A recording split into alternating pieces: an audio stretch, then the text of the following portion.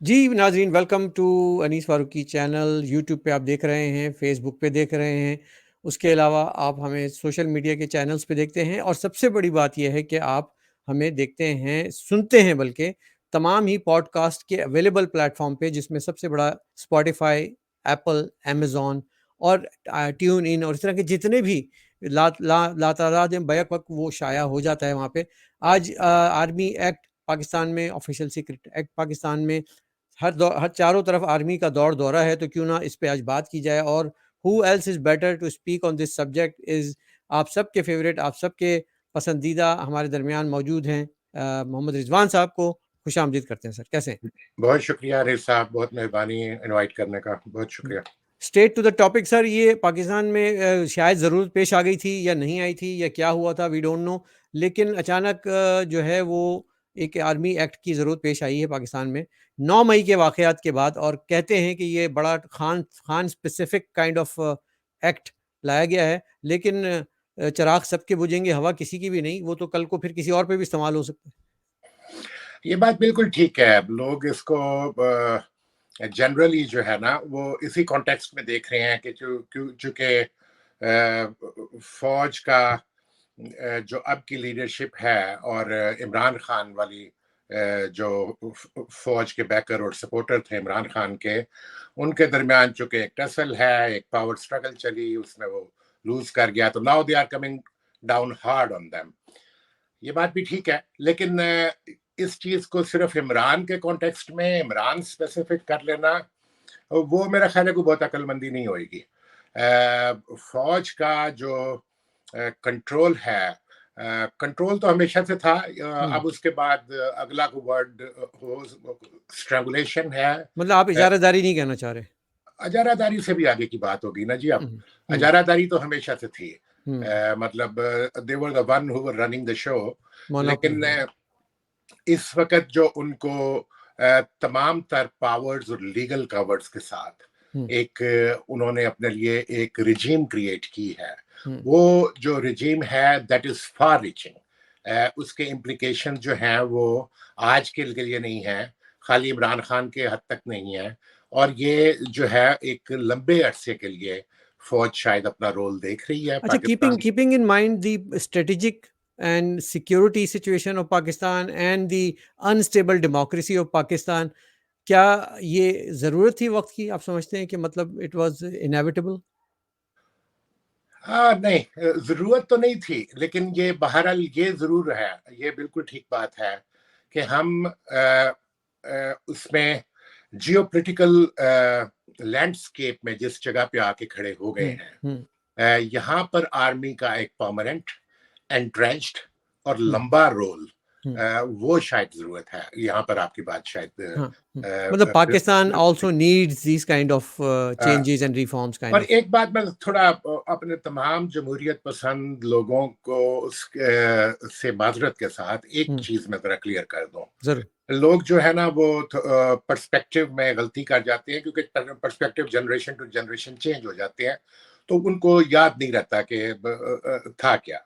हम्म, मैं खुद, आप जानते हैं मुझे, मैं एक हार्डकोर किस्म का डेमोक्रेट हूँ। जी। ह्यूमन राइट्स का बहुत बड़ा बिलीवर हूँ। सिविल सुप्रीमेसी के। सिविल सुप्रीमेसी का बिल्कुल। हामी रहा हूँ सारी उम्र। हम्म, उसी के लिए सारा कुछ मैंने जितना भी मैं कुछ कर सका मैंने किया भी है। लेकिन पाकिस्तान में अगर आप ये कहें कि अब कुछ बहुत ही बड़ा गलत हो गया है और पहले बहुत अच्छा था, पाकिस्तान में जमहूरियत कभी भी नहीं रही।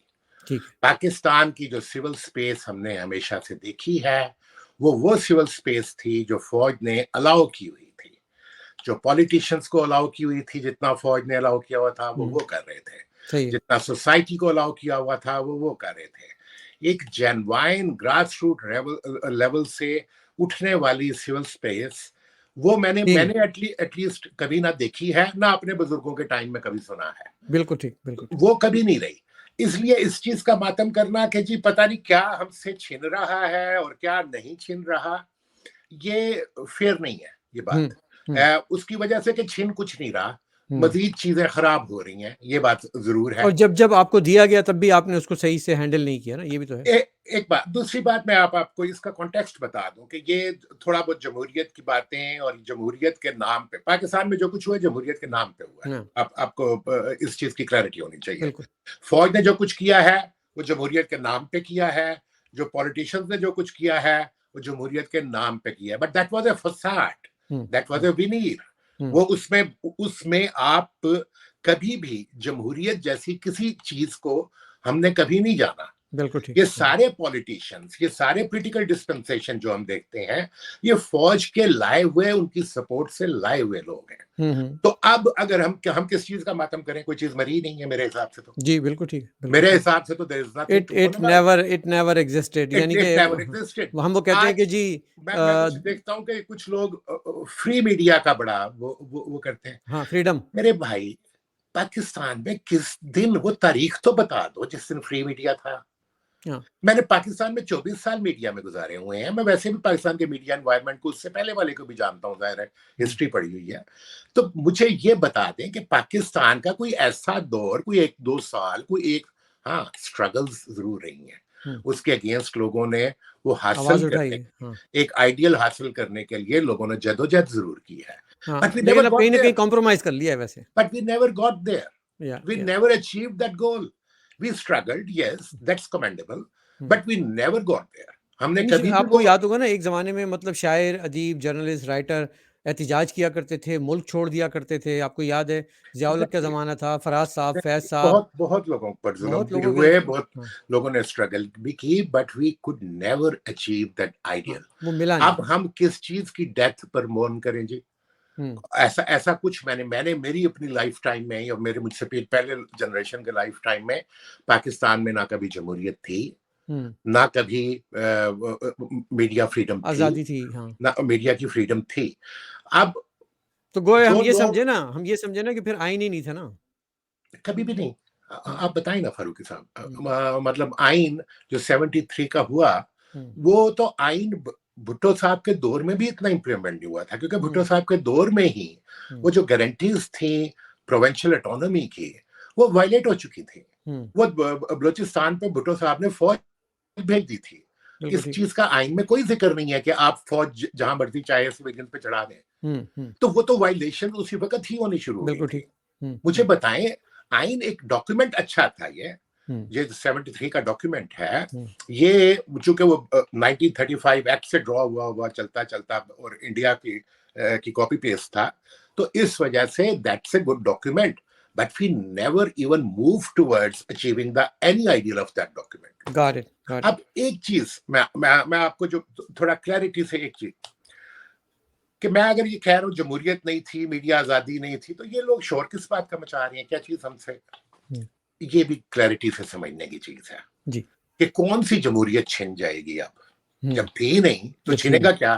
हुँ, वो जमहूरियत छिनेगी जो कि उससे पहले जो फौज थी, फौज चेंज हो रही जी, है, जी, जी, हुँ, जो उससे पहले फौज के स्ट्रक्चर थे वो उनका मातम कर रहे हैं, वो उनको रो रही हैं कि वो हुँ, लाओ, वो हुँ, वापस लाओ, वो जी। जमहूरियत हमें वो चाहिए। बात वही होगी कि पापा कहते हैं बड़ा नाम करेगा, अब चाचू कहते हैं बड़ा नाम करेगा, ये मामू, चाचू और मैं पापा बदलते रहेंगे। मैं वही बात कर रहा हूँ ना, इनको पता ही नहीं है जमहूरियत और प्रेस फ्रीडम तो फला तो डमा हुँ, की हुँ, बातें क्या करते हैं। हुँ, मतलब हुँ, ये वो चीजें, ये उस चीज को रो रही हैं कि जो कि हमें पहले जो स्ट्रक्चर थे, पावर स्ट्रक्चर, हुँ, हुँ, जो system of manipulation and control पहले हुँ, चल रहा था, ये हुँ, पॉलिटिशियन, ये मीडिया, ये सिविल सोसाइटी, ये जुडिशरी, ये उसकी बेनिफिशियरी थी। जी, ये उस चीज को रो रहे हैं कि जी, हमें वो वापस ला दो। हुँ, अच्छा, ये जमहूरियत शमहूरियत इनका मसला नहीं है, ना इनको हुँ, पता है, ना इनको हुँ, चाहिए, ना इनको सूट करती है। सही है। तो क्या ये इनको नहीं कहना पता। दुरुस्त होगा कि लाडलापन चलता चला आ रहा है? कभी कोई लाडला, कभी कोई पियामन को चाहे, कि वो जो तो जिसे ये पियामन चाहे वही सुहागन।